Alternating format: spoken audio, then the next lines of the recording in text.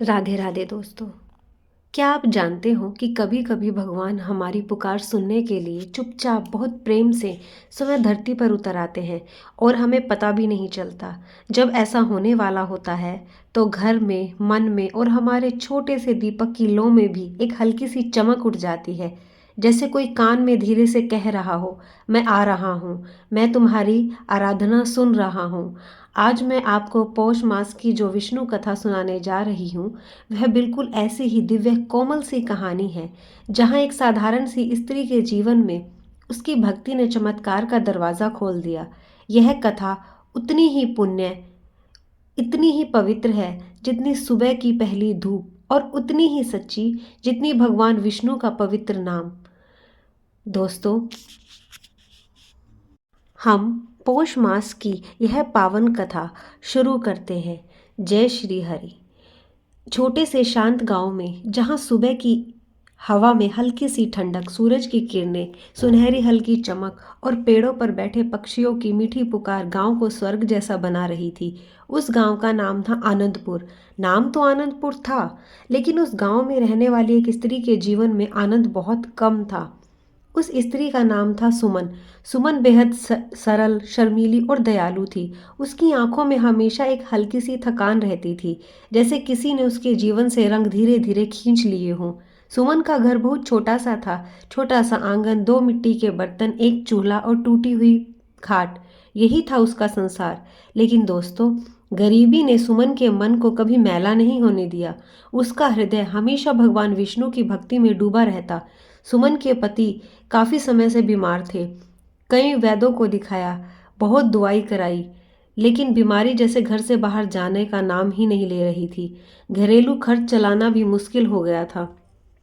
कभी अनाज कम पड़ जाता, कभी लकड़ी खत्म हो जाती, पर सुमन हर मुश्किल को माथे पर हाथ फेर कर धीरे धीरे सह लेती थी। वह अक्सर कहती, जो भी हो रहा है भगवान विष्णु की इच्छा से हो रहा है, मेरे मन में बस भक्ति बनी रहे। उसके यह शब्द उसकी टूटी हुई खाट से भी ज्यादा मजबूत थे। एक दिन पौष मास की पहली सुबह थी।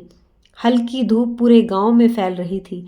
सुमन के चूल्हे पर पानी रखा ही था कि तभी उसकी कुटिया के सामने एक वृद्ध ऋषि आकर खड़े हो गए। उनकी दाढ़ी बर्फ जैसी सफेद, आंखों में अपार शांति और कपड़ों से दिव्य सुगंध फैल रही थी। सुमन घबरा कर बोली, महाराज आप कौन? वृद्ध मुस्कुराए और बोले, बेटी मैं वही हूँ जिसे भगवान ऐसे घर भेजते हैं जहाँ भक्ति हो, पर दुख उससे भी ज्यादा हो। सुमन की आंखों में अचानक आंसू आ गए। उन्होंने वृद्ध को अंदर बिठाया और पानी दिया। वृद्ध ऋषि ने सुमन के घर को ध्यान से देखा, फिर बोला, बेटी तुम्हारे जीवन में बहुत दुख है, पर यह पौष मास तुम्हारी किस्मत बदलने वाला है। सुमन ने कांपती आवाज में पूछा, कैसे महाराज? मैं तो टूटी हुई हूँ। ऋषि धीरे से बोले, पौष मास में भगवान विष्णु की एक दिव्य कथा है, जिसे अगर सच्चे मन से सुना जाए तो दुखों के बादल छटने लगते हैं, भाग्य के द्वार खुलने लगते हैं। सुमन उसकी बातें सुनती रही और उसकी आंखों में धीरे धीरे उम्मीद की एक छोटी सी लो जलने लगी। क्या इतना बड़ा चमत्कार मेरे जीवन में भी हो सकता है? ऋषि मुस्कुराकर बोले, हाँ बेटी, हो सकता है, पर उसके लिए तुम्हें भक्ति, धैर्य और विश्वास का दीपक अंत तक जलाए रखना होगा। सुमन ने सिर झुकाकर हाँ में उत्तर दिया। उसी क्षण उसने मन में निश्चय कर लिया, चाहे कितनी भी कठिनाई आए, मैं पौष मास की कथा अवश्य सुनूंगी। और दोस्तों, सुमन ने पौष मास की विष्णु कथा सुनने का निश्चय तो कर लिया, लेकिन उसकी जिंदगी में मुश्किल अभी भी उसी तरह खड़ी थी, जैसे किसी पेड़ की मोटी जड़ जिसे उखाड़ना आसान नहीं होता। उसके पति की बीमारी बढ़ती ही जा रही थी। दवाइयाँ खत्म हो चुकी थी, पैसे भी खत्म हो चुके थे, और ऊपर से सर्दी की ठिठुरती हवा जैसे उसकी हिम्मत को हर दिन थोड़ा सा चुरा लेती थी। फिर भी सुमन के चेहरे पर निराशा से ज्यादा एक अजीब सी शांति दिखाई देती थी। वह कहती, दो छा कितना दुख चाहे कितना भी बड़ा हो, अगर मन में भक्ति हो तो राह मिल ही जाती है। उसका यह विश्वास उसकी सबसे बड़ी ताकत थी। एक दिन दोपहर को जब सुमन खेतों की ओर से लकड़ी का छोटा सा गट्ठा लेकर लौट रही थी, तभी रास्ते में उसे एक बूढ़ी औरत मिली। वह ठंड से कांप रही थी। सुमन ने बिना कुछ सोचे अपनी शॉल उतार कर उस बूढ़ी औरत को उड़ा दी। महिला ने नम आंखों से पूछा, बेटी, तुम खुद ठंड से कांप रही हो तो मेरी सेवा क्यों कर रही हो? सुमन ने मुस्कुरा कर कहा, माँ, भगवान हर रूप में मिलते हैं। आज मुझे आप ही दिखाई दे गए। उसके यह मीठे शब्द बूढ़ी महिला के दिल में उतर गए और आज पहली बार सुमन की भक्ति, करुणा और मानवता एक साथ चमक उठी। शाम को जब वह घर लौटी तो उसके पति ने कमजोर आवाज में पूछा, सुमन, तुम इतनी देर कहाँ थी? सुमन ने चूल्हे में आग जलाते हुए कहा, थोड़ी लकड़ी ले आई थी और रास्ते में एक माँ को ठंड लग रही थी, उन्हें अपनी शॉल दे आई। पति ने आश्चर्य से कहा, तुम्हारे पास तो एक ही शॉल थी, वह ठंड में तुम क्या पहनोगी? सुमन ने धीरे से उसके हाथ पर हाथ रखते हुए कहा, जिसके पास देने का मन हो उसके लिए भगवान हमेशा कुछ ना कुछ व्यवस्था कर देते हैं। उसकी मुस्कुराहट में विश्वास की इतनी गहराई थी कि उसकी गरीबी भी उस पल छोटी लगने लगी। उसी रात वही वृद्ध ऋषि फिर उसके दरवाजे पर आया। सुमन ने तुरंत उसे अंदर बिठाया।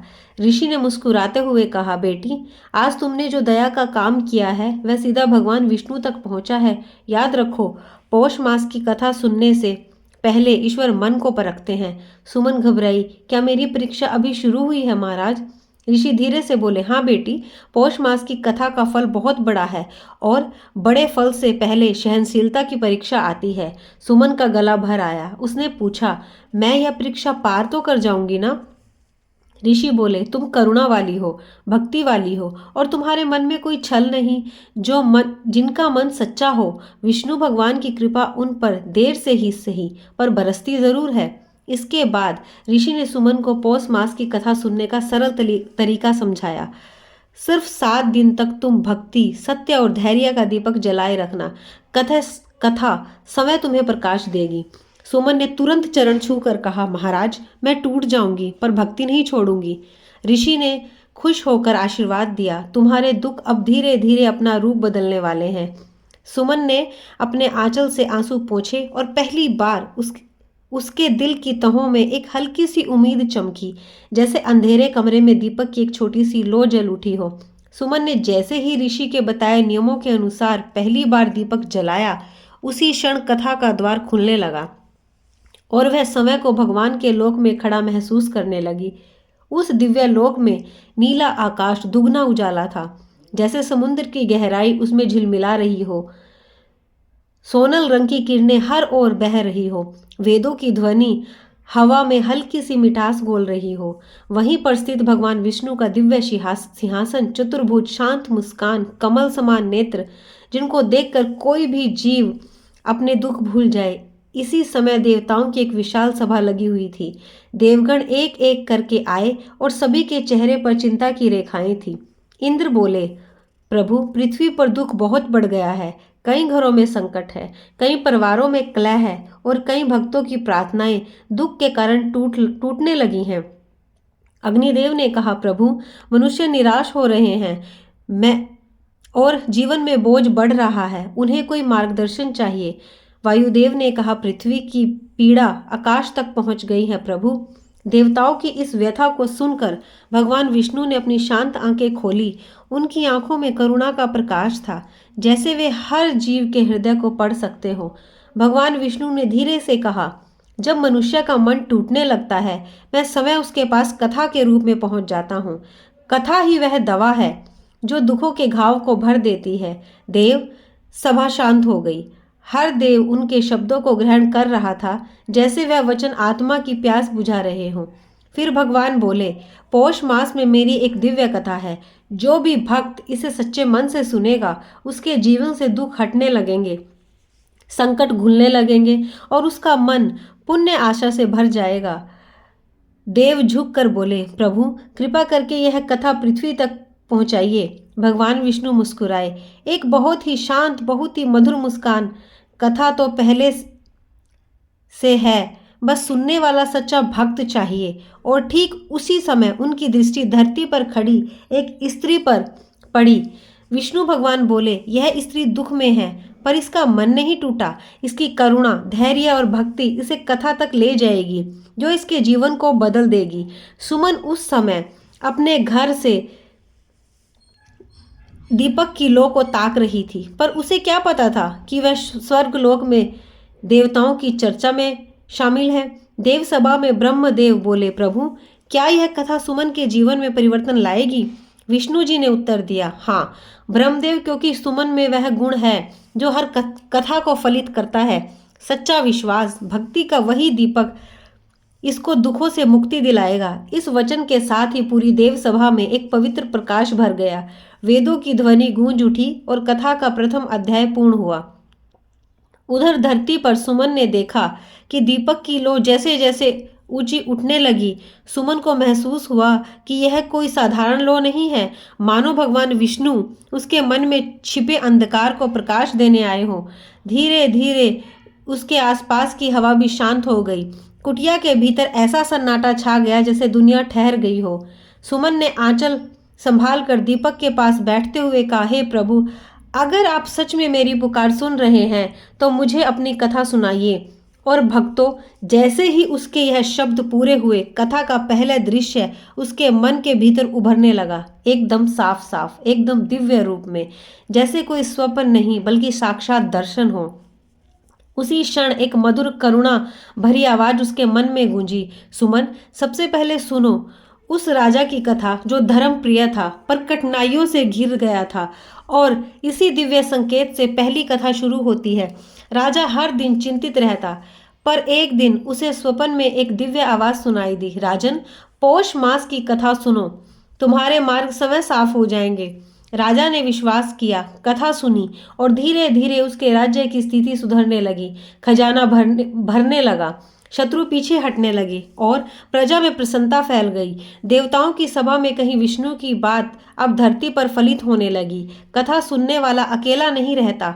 इसके बाद कथा में आता है एक व्यापारी जिसके जीवन में बहुत अधिक मेहनत की, पर अचानक उसकी सारी संपत्ति चली गई। जहाज डूब गए, गांव में माल बिकना बंद हो गया, लोग उधार देते नहीं और पुराने उधार वापस मांगते थे। व्यापारी जीवन में टूट चुका था, लेकिन एक दिन यात्रा करते समय उसे एक संत मिले। संत ने कहा, पौष मास की कथा मन लगाकर सुनो, जिस हिम्मत से तुम गिरते हो उसी हिम्मत से उठ भी जाओगे। व्यापारी ने कथा सुनी और उनके कार्यों में फिर से गति आने लगी। दूर देशों से व्यापारियों का आना, नए सौदे होना और धीरे धीरे उसकी हानि लाभ में बदल गई। यह देखकर स्पष्ट हो गया कि कथा सिर्फ शब्द नहीं, जीवन बदलने वाली शक्ति है। अब कथा पहुंचती है एक वृद्ध के पास। एक वृद्ध बूढ़ी औरत थी जिसका चलना भी मुश्किल हो गया था। घर में कोई सहारा नहीं था, आंखों में धुंधलापन और खाने में सूखी रोटी और पानी था, पर उसके मन में एक अद्भुत श्रद्धा थी। वह हर शाम धीमी रोशनी वाले दीपक के आगे बैठकर कहती, हे नारायण, तुम्हारा नाम ही मेरी संपत्ति है। एक दिन गांव में घोषणा हुई, पौष मास में विष्णु कथा सुनाई जाएगी। वृद्धा के पास बैठने का आसन नहीं था, कपड़ा नहीं था, पैरों में जूते नहीं थे, पर वह फिर भी लाठी के सहारे कथा सुनने जा रही थी। और भक्तों, उसकी भक्ति इतनी सच्ची थी कि कथा के अंतिम दिन उसके घर में पहली बार भरी थाली मिली, कभी न सूखने वाली अनाज की थैली, एक नया चादर और एक चमकता दीपक। लोग कहते हैं कि यह विष्णु भगवान की कृपा है। अब सुमन, जो यह कथा सुन रही थी, उसके मन में यह विचार आया, अगर भगवान ने राजा, व्यापारी और वृद्धा के दुख दूर किए हो तो क्या मेरे घर का अंधेरा भी हट सकता है? उसी दिन में एक बहुत कोमल सी आवाज आई, जैसे किसी बंद कमरे में धीरे से खिड़की खुली हो। ऋषि जो कथा सुना रहे थे, सुमन की आंखों की चमक देखकर बोले, बेटी, यह कथा किसी एक के लिए नहीं, यह उन सबके लिए है जो सच्चे मन से सुनते हैं। तुम्हारे मन में भक्ति है, धैर्य है, करुणा है, इसलिए यह कथा भी तुम्हें सुनाई देगी। सुमन के दिल में एक नया साहस जन्मा। यही भगवान विष्णु ने सबकी मदद की तो वे मेरी भी सुनेंगे। सुमन 3 दिन से पौष मास की विष्णु कथा सुन रही थी। हर दिन उसके मन में थोड़ी थोड़ी आशा बढ़ रही थी, पर उसके जीवन की कठिनाइयां अभी भी वहीं खड़ी थी।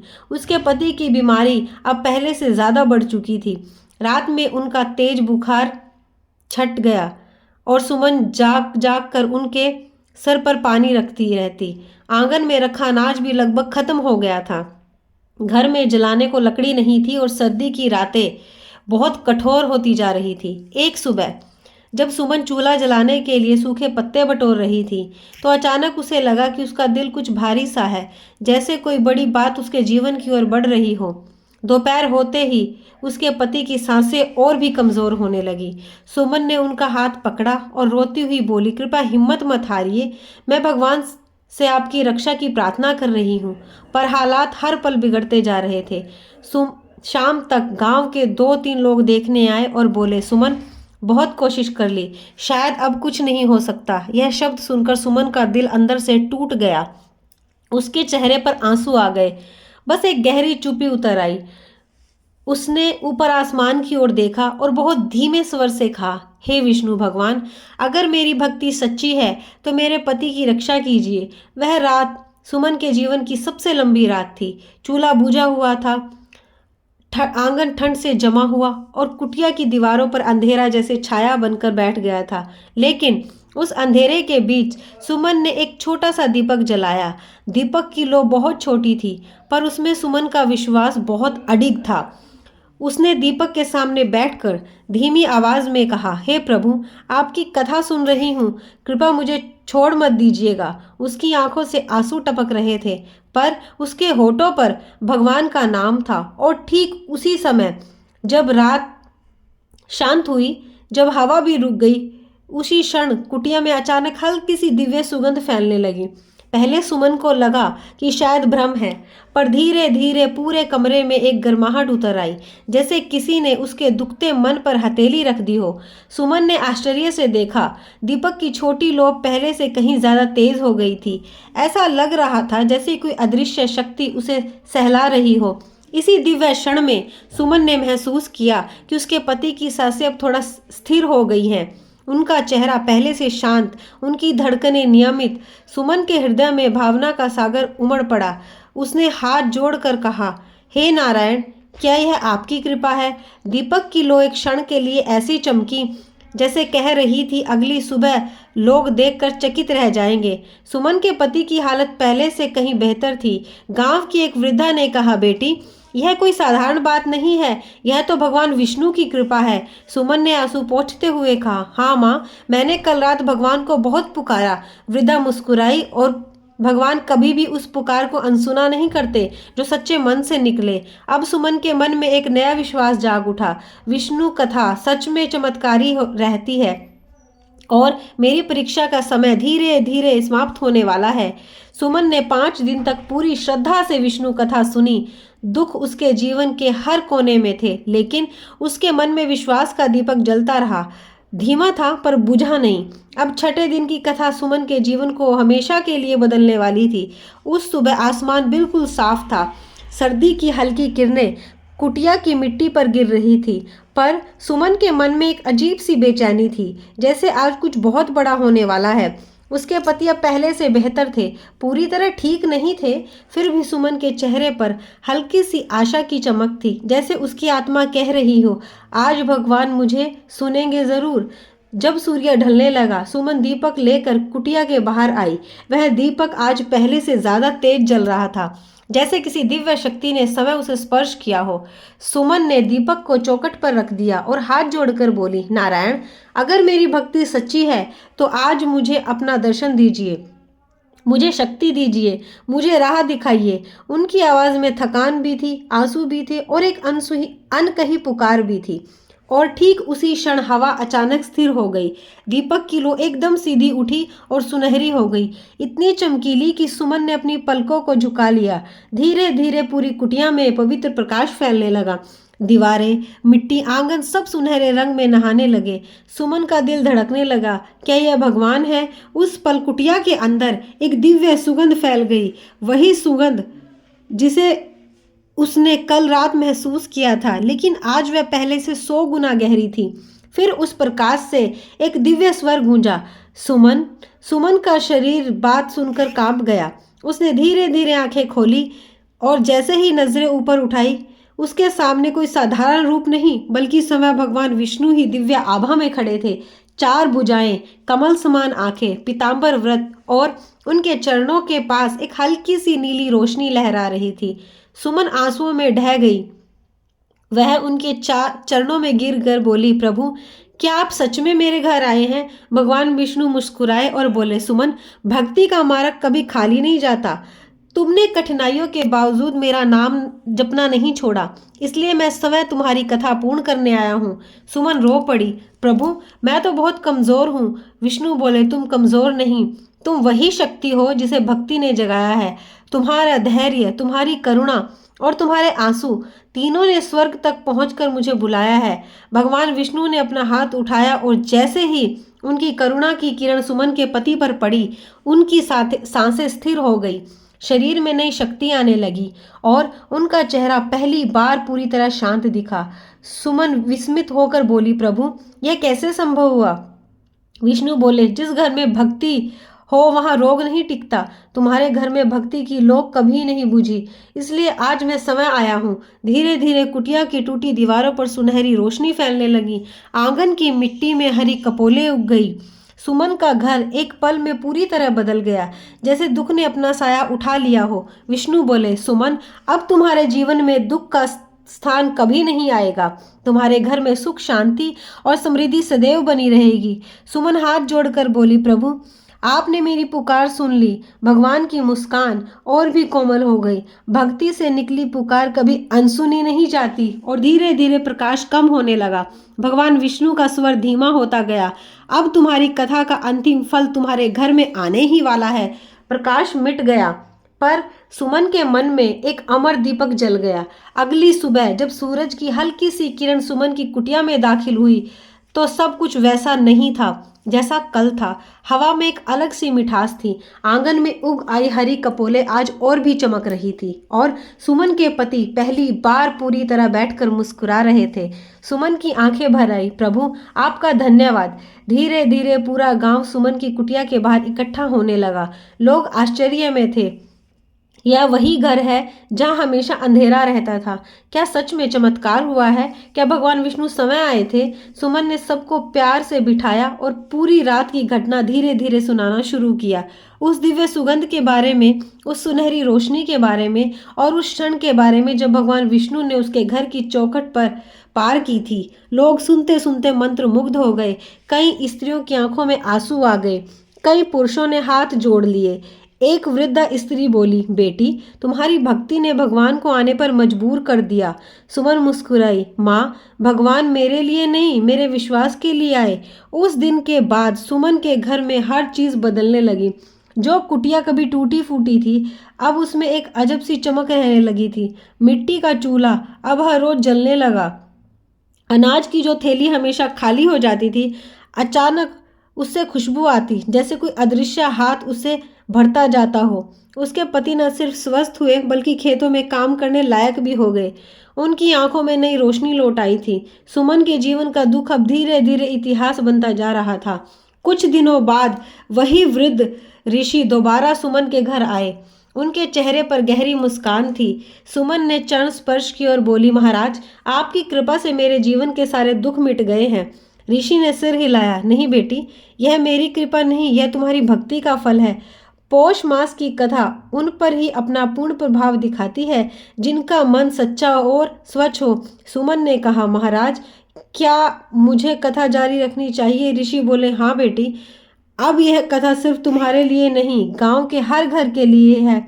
जिस घर में पौष मास की कथा गूंजेगी वहां भगवान विष्णु का प्रकाश फैल जाएगा। सुमन ने निश्चय किया, हर पौष मास में कथा जरूर सुनेगी। धीरे धीरे पूरे गांव में हर घर में सुमन की कथा की चर्चा फैल गई। लोग दूर दूर से आने लगे उसकी मीठी आवाज में भगवान विष्णु की महिमा सुनने। कोई धन की कामना लेकर आता, कोई रोग से मुक्ति की इच्छा लेकर, कोई मन की शांति खोजता हुआ आता, पर हर कोई लौटता उम्मीद से भरा हुआ, क्योंकि सुमन की कथा सिर्फ शब्द नहीं थी, वह उसके समय के जीवन का साक्षात अनुभव थी। और भक्तजनों, देखते देखते गांव आनंदपुर में एक नई परंपरा शुरू हो गई। हर पौष मास में भगवान विष्णु की कथा सुनना। स्त्रियां घरों में दीपक जलाती, पुरुष आंगन में मंडना बनाते, बच्चे फूल चुन कर लाते, गांव के हर आंगन में भक्ति की खुशबू फैल जाती है। कुछ वर्षों में आनंदपुर गांव इतना समृद्ध हो गया कि लोग कहते थे कि इस गांव में सुख इसलिए है क्योंकि यहाँ सुमन ने पौष मास की कथा जो मन लगाकर की।